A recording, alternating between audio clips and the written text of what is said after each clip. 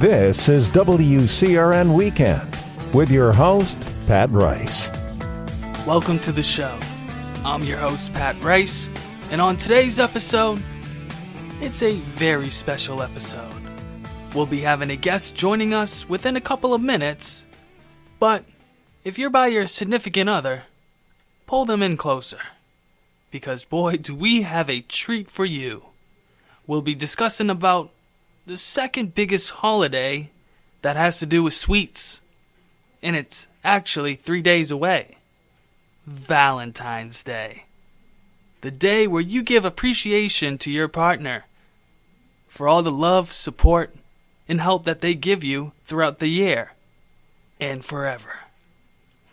This holiday only comes around once a year, but we should really celebrate it every day if you are truly in love with your significant other. And if you're single this Valentine's Day, don't worry.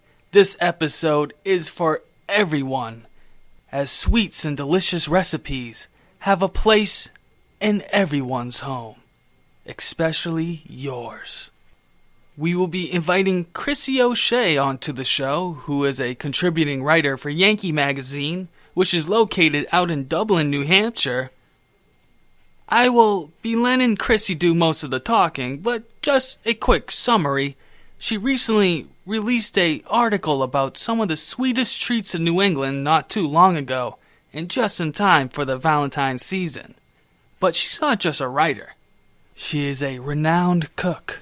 She also is a photographer, a florist stylist. She puts together media and wedding events. She does everything. Let's get to the good stuff. Let's talk about some delicious sweet treats, desserts, and recipes as we got Krissy OShea on the line. Welcome to the show, Krissy. Hi, thanks so much for having me. It's nice to be here. Hey, anytime. My pleasure. Now, you're someone that has many talents. You're a contributing writer for the Yankee Magazine. You're a cook, a freelance photographer. You put together gatherings and all these other activities. For those who may not be familiar with your background, where are you originally from and where were you raised? Sure. I actually grew up in Central Mass, so pretty close to the radio station. I moved around a bit when I got a little bit older out of university and sort of ended up on the West Coast for a while and then lived in Europe for a little while. But New England has a calling that I couldn't ignore, so it's nice to be back here and explore all the amazing things and, foods and culture here in New England again. Absolutely, and the Four Seasons as well. Absolutely. You cannot get those anywhere else. Believe me, I've tried. Oh, I believe it. When and how did you get an interest in cooking? Sure. I mean, I've always loved cooking. I was raised in a household that's very food-centric. And again, New England is so seasonal that you get this amazing produce, for short periods of time. And it's kind of new and exciting. And so that, I think, fosters a real creative spirit in the food and culinary imagination of everyone in New England. Everything from lobster to the beautiful stone fruit that we get. So I think my love of cooking has sort of evolved naturally, but I really got excited about cooking when I moved to the West Coast and sort of experienced ingredients that were new to me, and I was Googling them and trying to figure out what they were, and that really kind of made me realize that there was this whole world of culinary, industry out there that I wasn't familiar with, outside of sort of the home kitchen. Absolutely.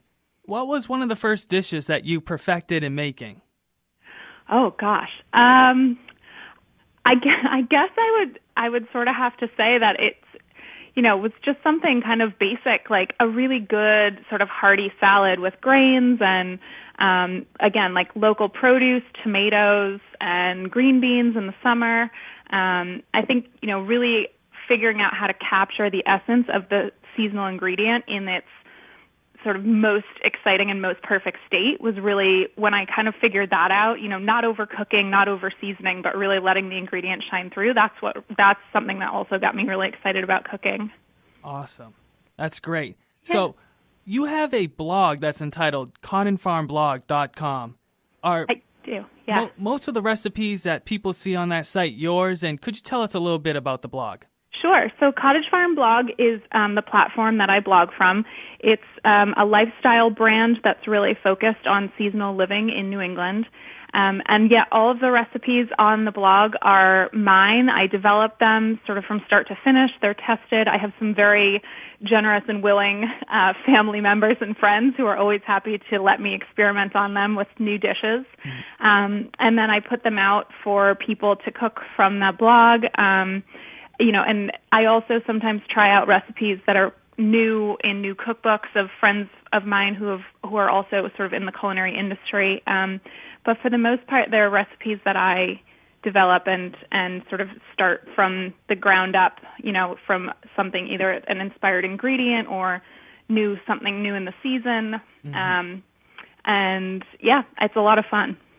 I noticed cauliflower was in quite a few of the recipes. Yeah, there's a lot of cauliflower. My husband has a particular fondness for it, so it ends up at our house a lot. Awesome. It's great, and this food seems really healthy for you. And I noticed when I was going through your blog and reading some of your articles, you mentioned farm-to-table cooking.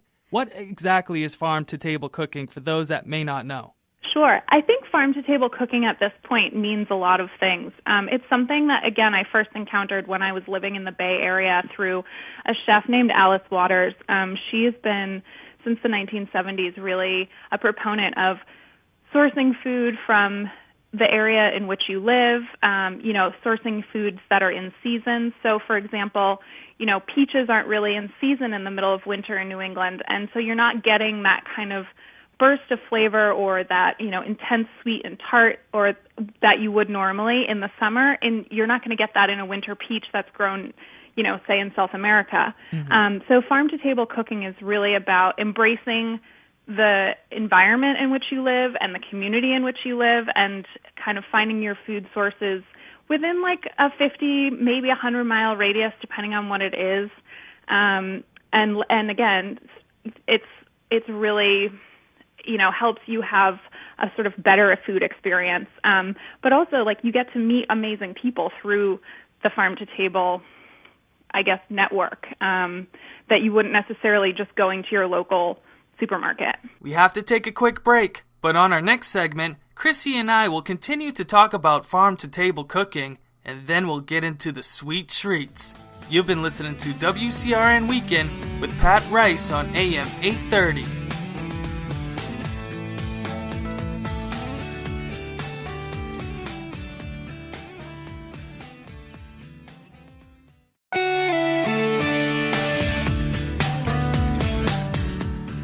Welcome to WCRN Weekend and your host, Pat Rice. On our last segment, we introduced Krissy OShea, who is a contributing writer for Yankee Magazine and a cook. She discussed about her backgrounds in New England and how she traveled around the world and got into the culture of food. Would you say this style of cooking it has to be healthier compared to what they serve up in restaurants, right?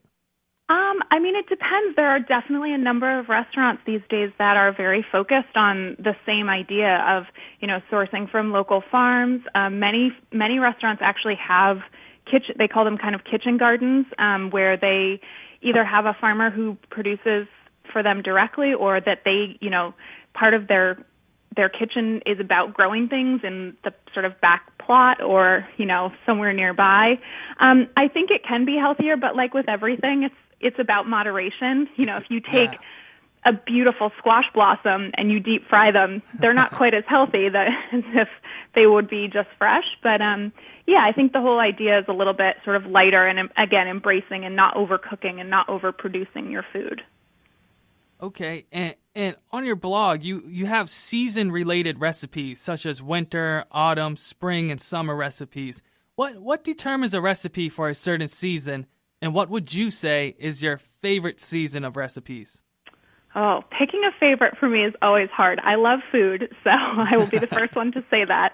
I'm always, I think the wonderful thing about New England and the food culture here is that the seasons are short. So, when asparagus comes into season in New England, it's only like 2 weeks And so you're really, really excited to eat a ton of asparagus in 2 weeks, and then it's gone, and you kind of move on to something else, like beautiful fresh baby lettuces, or berries at the end of the summer, or apples in the autumn. So that again, that sort of seasonality of New England is really what informs my cooking. And again, trying to find the best quality ingredients that taste the most amazing in that moment. So that's sort of why the blog is broken down seasonally. I do, I want to say I love the autumn culture, the autumn food culture here with the apples and pumpkins, but then I think about spring with all those beautiful fresh snow peas and, all those first tiny shoots coming up through the ground, and they're so delicious. So picking a favorite, I'm not sure I could do that. I got to say, though, autumn does sound good. I'm a big fan of the pumpkin and the spices and just the whole feel around the year, but that's definitely tough. It is, I know. And, again, like it harkens back to all that lovely New England culture of like, apple pie socials on the commons, and there is kind of a mystique to autumn in New England. Absolutely. But to move on a little bit from the farm food, you could say, you recently wrote a story on some of New England's newest batch of premium chocolate makers, and you put their recipes through Yankee Magazine entitled Bean to Bar. Could you tell us a little bit about that article? Absolutely. This was a really fun project to work on. So as you mentioned, I'm a contributing editor for Yankee Magazine, which means I get to explore the food culture and the food scene in New England a little bit more through the magazine. How did you get... One of the things that we were looking at is this amazing group of people who are here in the New England area. They're in all of the New England states. Some of them are urban, some of them are, much more suburban and rural. But they are using beans, cacao beans, that they are sourcing from small local farms in sort of the equatorial regions. And they bring them into New England, and they start with just the bean, and they roast them, and they go through a process called winnowing, which separates the roasted bean, the pulp of the bean, which is where all that beautiful flavor is, from the sort of harder outer shell. And then they run them through these machines called conching machines, and they're essentially like a large potter's wheel. So they use a little bit of heat and some stone grinding to extract that. When you think of sort of like a liquid chocolate, that's kind of where that comes from. And that, again, helps to develop the flavor. So what these bean to bar makers are doing is taking you from the very first incarnation of the bean, taking it straight from the farms, and they are turning them into these beautiful, sophisticated chocolate bars. And I think the thing that's really interesting, or that was really interesting for me, and I did get to test a lot of chocolate, which was pretty fun. That can be dangerous. It can be. This is a little less healthy. But what's interesting with bean to bar chocolate is actually the flavors are so rich and so nuanced that you don't add a lot to them. They have a very little sugar added to them, and the flavor of each, from farm to farm, the flavor of each bean can be completely different. So you can have one bar that tastes like green bananas, and you can have another chocolate bar that tastes sort of like floral, honey, things like that. And that's all up to the sort of skill of the chocolate maker. And that's really what they're doing, is they're getting these flavors to come out of these beans. Wow, that seems like quite the process. So what region has most of these chocolate beans come from, and how would you say these chocolate beans are grown? Like, if the beans aren't properly grown and treated, does that affect the outcome of their flavor as well? It definitely does. I mean, so most of the beans are coming from sort of Mexico, Central America, South America. There are some that come from Hawaii, and there are some that come from Africa, although the bean to bar makers here in New England tend to use less of the beans that come from Africa. They're really using sort of the Central American and South American beans. And what's actually really, really interesting, and I didn't know this until I did the article, is that the first process after the beans are harvested is they go immediately from the harvest into a fermentation process, which they do at the farm level. And the beans are actually fermented for 7 days. Oh, wow. And so, yeah, chocolate is a fermented food, which is very fascinating to me. It's almost like beer in a way. When you're making beer, you have to have it ferment.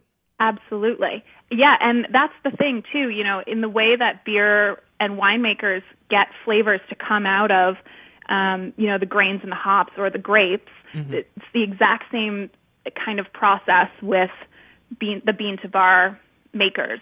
They're doing the exact same thing. So, yes, in answer to your question, it is very important how the beans are treated from the time that they're grown to the time that they're harvested, because that fermentation is sort of the very first step in really getting the flavors to develop. We have to take a quick break, but on our next segment, Krissy and I will continue to talk about some of New England's best premium chocolate makers. You've been listening to WCRN Weekend with Pat Rice on AM 830.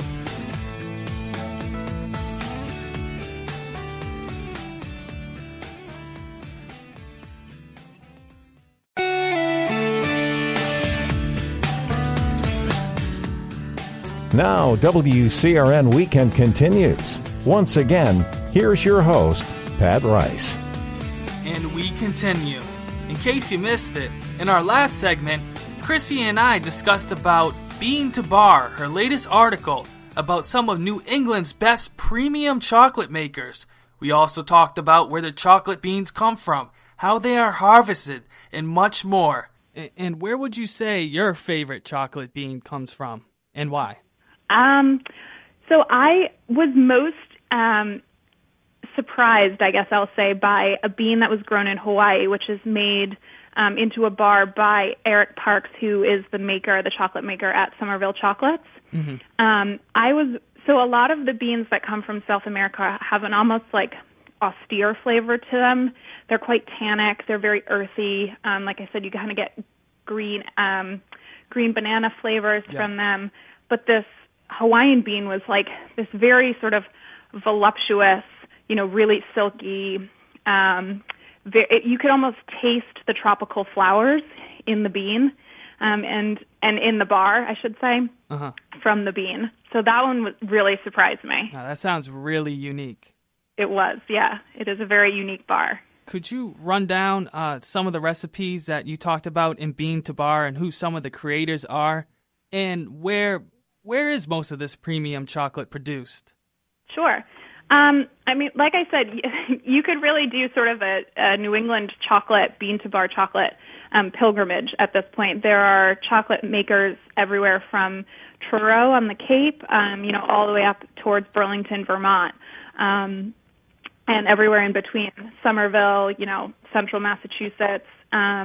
So all of the recipes that are in the article, I actually developed, and they can be made with any sort of, dark chocolate, dark baking chocolate, sort of semi-sweet, bitter chocolates. But I think it's really fun if you can access the bean to bar makers chocolates to use these beautifully nuanced flavors in the recipes. And the recipes are designed a little bit sort of, because we're in winter now, obviously, and it's a little bit more of sort of comfort food season. So I designed the recipes to really be kind of warming and, very suitable for a stormy New England day. There's a smoky chocolate lentil that's stuffed into an acorn squash. There is perfect for snow days. If you're at home or if you're at home with the kids, there's a hot chocolate steel cut oatmeal, which has been quite a favorite.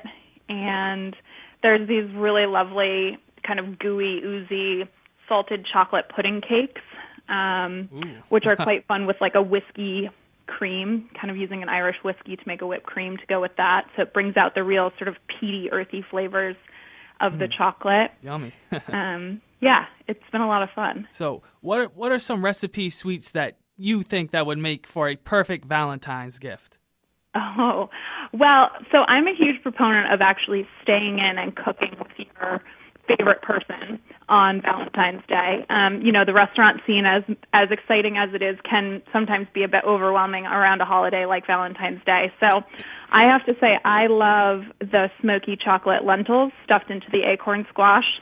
And then for a double dose of chocolate, the salted chocolate pudding cakes for dessert are pretty spectacular. They come out of the oven warm and they're really oozy, and you actually can even make them a day ahead. So like for a weeknight Valentine's Day like this year, you could put them in the freezer over the weekend and then pop them straight into the oven, and they're amazing. Sounds perfect. Sounds appetizing. I'm getting hungry. Yeah, they're really good. So do you have any future plans on what kind of dishes and or desserts you'd like to make next?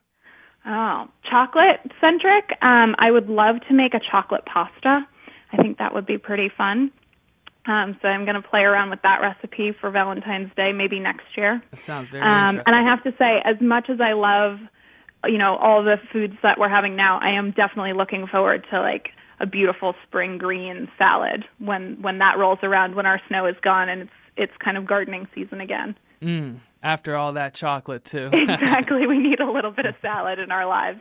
So where can people purchase these delicious chocolate treats or view your recipes? Sure. All of the recipes are on newengland.com. If you search for the Bean to Bar story, you'll see the links to all of the recipes at the end. And to purchase some of the chocolates, most of the chocolate makers have websites, so you can order them directly. And Somerville Chocolates even has a CSA. So if you wanted to do a CSA for chocolate for the year, you could just sort of have this delivery of their chocolates through their CSA. What exactly is a CSA? A CSA, I've kind of forgotten what the acronym stands for, but essentially what it is it's a box or sort of a compilation of produce or chocolate, or there's some for beer even, or breads, and you basically sign up so that the maker knows kind of what to expect and how much to make, and you sign up along with the other people in your community, and then you sort of pay whatever the fee is, and then that product gets delivered to you on a scheduled basis, whatever that is, weekly, monthly, something like that. Wow, that's awesome. And they're pretty cool. They're great too, especially for in the summer with produce. And it's another nice way to interact with your local community, your local growers, your local farmers. Definitely. And in the long run, in the future, would you ever open a restaurant or some kind of shop of your own? Oh, we'll see. Only time will tell. I never say never. Exactly. I like that way of thinking. So I know you also pursue other work such as photography, kinfolk gatherings that you organize, along with some, I read, media events and weddings, and you're also a florist stylist. Could you tell us? I've had, the creative path is never linear. So I've done many things in my creative career. But yes, I am a freelance photographer. I am a stylist. I do organize workshops where I'm actually have one coming up in June of 2018. That's going to be in Norway. And then I do some local gatherings that are kind of, in between. So if anyone's interested, signing up on my website to our email list is a great way to stay informed on that. Perfect. And how can people contact you for their special events, or maybe they want to do some work within photography? Absolutely. Again, the website, which is cottagefarmblog.com, that's got all the contact information, so you can reach out. Or you can find me on my Instagram account, which is Cottage Farm. Excellent. And have you published any cookbooks or plan to? I haven't, but, with the amount of recipes that are piling up on the blog, I think a cookbook might be in the future. Awesome. We definitely look forward to it, Krissy. Oh, well, thank you. We'll see. It was so nice to chat to you. Absolutely. Thank you for joining us on WCRN Weekend. We are starving for some of your recipes, and good luck on all of your future plans, and happy Valentine's Day. Thank you. Happy Valentine's Day to you and all of your listeners. Thank you. This has been WCRN Weekend and your host, Pat Rice.